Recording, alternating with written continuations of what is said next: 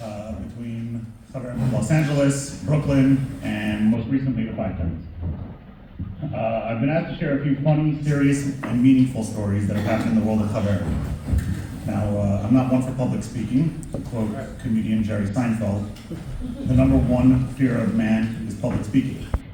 Number two is death, which means the average person would prefer to be in the box rather than giving the eulogy. So here goes nothing. The first Chaveirim started in March of 1999, almost 26 years ago in Muncie, New York, by a group of 10 volunteers. Today, 26 years later, there are close to 4,000 Chaveirim members serving most major Jewish communities the world over. It's truly an honor to be here tonight at this appreciation event for Chaveirim in Philadelphia. This evening is about celebrating you guys, the dedicated members and dispatchers who answer the calls, and the wives, children, and families supporting you guys in doing so. Your commitment, sacrifice, and willingness to drop everything to help at a moment's notice are what make Chaveirim and Klal Yisrael so special. Chaveirim is not just about changing tires or unlocking cars. We all know it's about the wonderful swag over here. No. It's about being there for people who need help, no matter how big or small the request. Along the way, Chaveirim members have at times experienced some memorable calls. Let's go through a few. Let's start with a story from Lakewood. A number of years ago, a brand new Chaveirim member on his way to his first day of law school heard a call on the radio. Any units available to assist with a helicopter landing? Now, in his excitement, he must have missed the part where the dispatcher said it was a toy helicopter. Hilarious. But what does he do? He immediately turns around on the highway, heading 20 minutes in the opposite direction, thinking he's about to assist with some kind of emergency landing or something. Imagine his disappointment when he realizes it's one of those old helicopters that got stuck on somebody's roof. Then there was the Mustang lockout call in Los Angeles. A frantic caller running late for the airport for an international flight was locked out of their convertible Ford Mustang.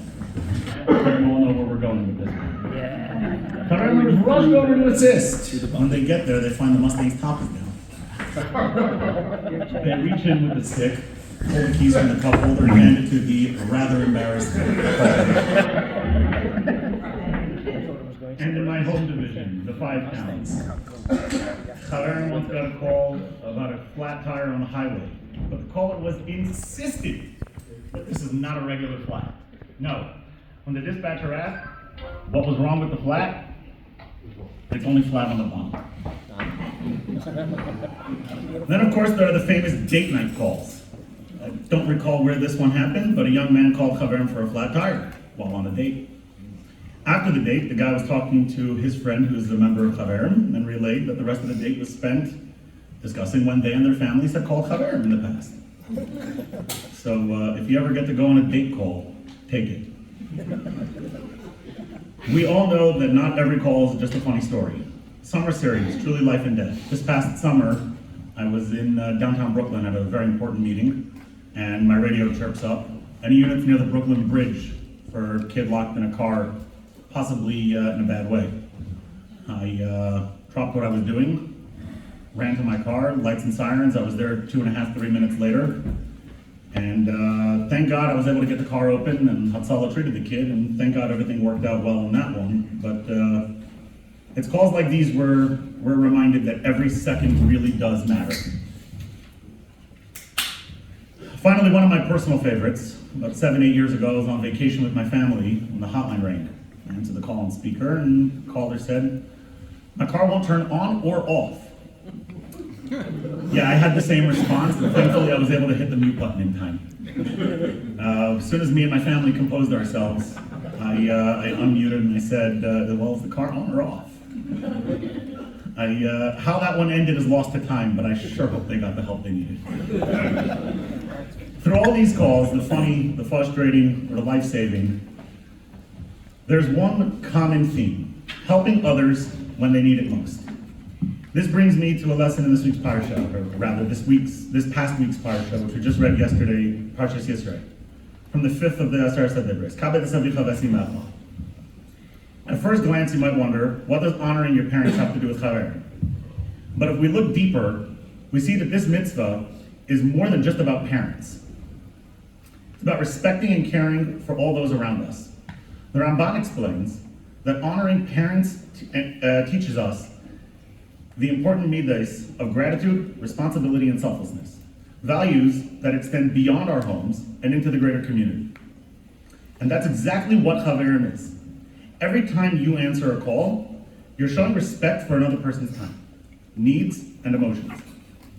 Every time you put your plans on hold to help a stranger, you're embodying the lessons of honoring others. Because just as we respect and assist, but just as we owe respect and assistance to our parents, we also have a duty to help our neighbors, friends, and even strangers. Tonight we celebrate all these moments, the funny ones, the frustrating ones, and the ones that change lives. Chaveirim, like all Achenu B'nai Yisrael, is a family, and every call is a reminder of what it means to be there for one another.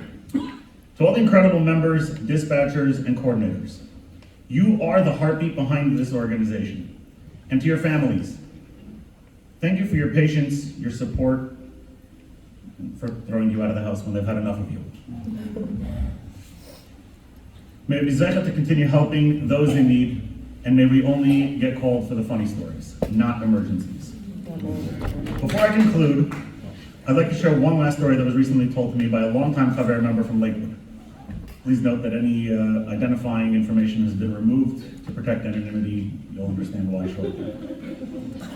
A few years ago, this member was driving home to Lakewood from his office in Manhattan on the Garden State Parkway, late one evening, when he noticed a frum gentleman on the side of the road near an Audi SUV, clearly distressed. The member immediately pulled over and inquired what was going on. The motorist explained that they had a blowout.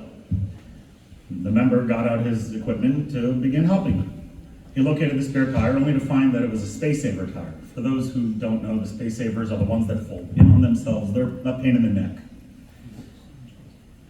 They require a lot more air to inflate and expand to a usable size. Before even removing the flat tire, the member started trying to inflate the spare, but after 4 attempts and 2 batteries in his Milwaukee tire inflator, he was unsuccessful and the spare deemed unusable. The motorist mentioned that he was running late for a very important dinner in the Howell community, a suburb of Lakewood, and that his wife and chauffeur were with him in the car. Thinking quickly, the member offered a solution. What if I drive you and your wife to dinner, and your chauffeur has the vehicle towed to a local tire shop which is open until midnight? By the time you're done with dinner, the car will be waiting outside the venue. The motorist, a multimillionaire real estate tycoon, was very hesitant to get into the member's car, 2010 Avalon, with car seats and junk all over the place. Fortunately, the member's wife's uncle was a brother-in-law to this individual. And after a brief phone call and a bit of Jewish geography, a family connection was established and the motorist felt more easy getting into the car with an otherwise total stranger.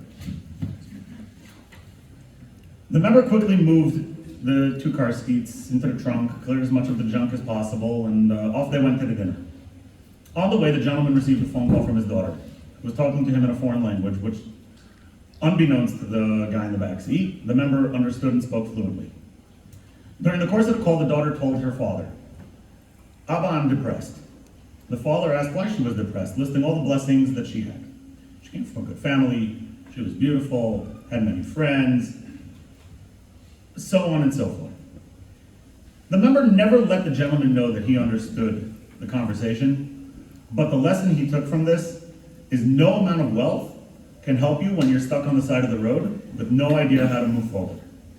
It's in times like these where you really need to rely on the kindness of strangers to help you with your dilemma. Thank you, keep up the great work, and good evening.